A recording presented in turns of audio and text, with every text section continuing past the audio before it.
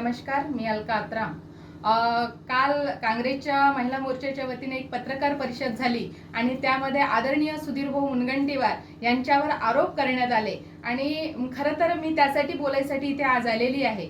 20 तारखेला राजमाता राणी हिराई महोत्सव चंद्रपुरात मोठ्या थाटामाटात इतक्या वर्षांनी कित्येक वर्षांनी ज्या राणी हिराईने इंग्रजांविरुद्ध लढा दिला, आपल्या एक महिलांसाठी त्या आदर्श आहेत आणि त्यांच्यासाठी काही करायचं हे कधीच कुणाच्या ध्यानात आलं नाही। पण आज पहिल्यांदा आमच्या सामाजिक संघटना असतील काही, त्यांनी आदरणीय सुधीरभाऊंकडे प्रस्ताव ठेवला आणि सुधीरभाऊंनी त्यासाठी निधी जरी शासनाचा असला तरी त्याला तिथपर्यंत पोहोचवण्यासाठी सुधीरभाऊने पुढाकार घेतला, सुधीरभाऊने प्रयत्न केले आणि तो निधी शासनाचा जरी असला तरी समाज आणि प्रशासन यातील दुवा सुधीरभाऊ झाले आणि तो मोठ्या थाटामाटात हा कार्यक्रम संपन्न पार पडला। पण त्या दिवशी उद्घाटनाच्या वेळी मात्र शासकीय कार्यक्रम होता, सर्वांनी यायलाच पाहिजे, पालकमंत्र्यांच्या हस्ते त्याचं उद्घाटन झालं आणि सुधीरभाऊंना काही कामाच्या व्यस्ततेमुळे ते जाणार नव्हते कार्यक्रमाला। पण कारण त्यांनी पुढाकार घेतल्यामुळे अनेक आमच्या समाजाच्या संघटनांनी त्यांनी कॉल फोन करून त्यांना विनंती केली, भाऊ तुम्ही 5 मिनिटासाठी तरी या,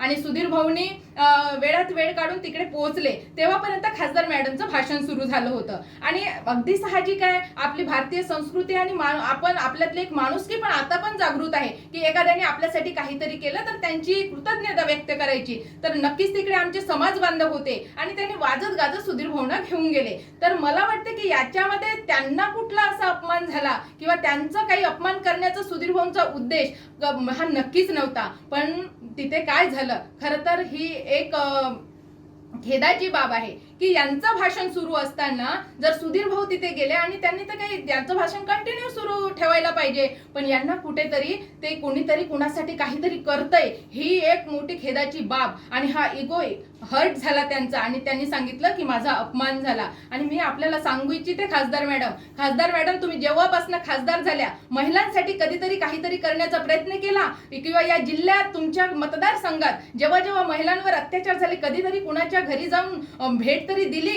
आणि कधीतरी मतदारसंघात फिरताय की कुणाचं काय चाललंय? पण आज मात्र स्वतःवर आलं तर तुम्हाला महिला आठवली। अरे तुम्ही परवाच सांगितलं की महिला आरक्षण नकोय, मी महिला नाही तर मी पुरुषांच्या विरोधात निवडून येऊ शकते आणि आज मात्र स्वतःवर काहीतरी स्वतःसाठी करायचं आहे तर तिथं मात्र तुम्हाला महिला आठवली। खासदार मॅडम तुम्ही महिला म्हणून आणि तुमच्या महिला मोर्चाने हेही म्हटलं की आमच्या मॅडमचा अपमान म्हणजे सर्व जाती महिलांचा अपमान, म्हणजे तुम्ही म्हणजे आमच्या सगळ्यांच्या काय आहात, म्हणजे असं तुम्ही काय पराक्रम केलात की तुम्हाला आम्ही आदर्श मानावा। म्हणून तुम्हाला सांगते की सन्मान हा मागून मिळत नसतो, सन्मान हा मिळवायचा असतो आणि सुधीर भाऊंनी आदिवासींसाठी आधीही काम केलं, आताही केलं आणि ते पुढेही करत राहतील आणि आदिवासी समाज त्यांचा सन्मान हा याच्याही पेक्षा पुढे जास्त करेल। आणि म्हणून फक्त महिला आहोत आणि याचं चीज आपल्यावर काहीतरी आल्यावर मी महिला आहे आणि महिला म्हणून स्वतः खासदार आहात आणि आताच आलेलं बिल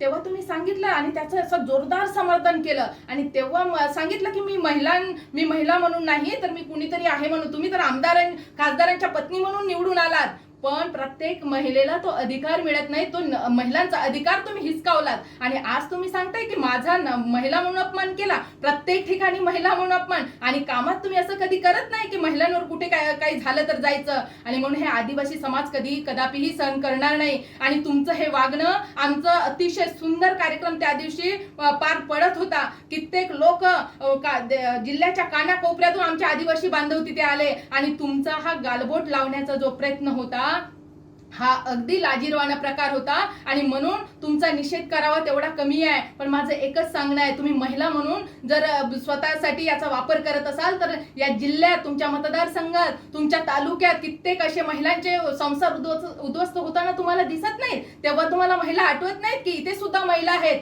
आणि म्हणून मला तुम्हाला सांगायचं आहे की आदिवासी समाजामध्ये आणि त्या समाजाच्या कार्यक्रमात तुम्ही येऊन तुम्ही आलात आणि तुमचं स्वागतही त्यांनी केलं, तुमचा सन्मानही केला, केलं, पण त्यानंतरची जी तुमचा इगो हर्ट झाला आणि त्या इगोमुळे तुम्ही संपूर्ण कार्यक्रम आमचा त्याला गालबोट लावण्याचा प्रयत्न केला. आणि त्यामुळे मी आपल्याला सांगतो की तुम्ही महिला म्हणून, या खासदार म्हणून आजपर्यंत आपल्या कारकिर्दीत काय केलं. आणि तुम्ही सांगता की तिकडे काही लोकांचा सत्कार झाला. अरे तुमच्यासोबत असणाऱ्या आणि जेलमध्ये असणाऱ्या काही लोकांचा तुम्ही तिथे बसून सत्कार करून घेतलात, तेव्हा तुम्हाला ते नाही आठवलं. आणि एवढं असून तुम्ही फक्त सुधीर भाऊंना टार्गेट करण्यासाठी आणि सुधीर भाऊंवर आरोप करण्यासाठी करत असाल तर खबरदार खासदार मॅडम, यापुढे भारतीय जनता पार्टी महिला मोर्चा असेल आणि आदिवासी समाज असेल, तुम्हाला असे कृत्य केल्यास यापुढे तुमच्या विरुद्धही आणि तुमच्यासाठी मोठे आंदोलन आणि असा निषेध मोर्चा आम्ही काढू की जिथे तुम्ही फक्त महिला म्हणून महिलांचा वापर करून घेता. आणि ज्या सुधीर भाऊंनी महिलांना उभं करण्यासाठी, ज्या सुधीर भाऊंनी महिलांना पुढे नेण्यासाठी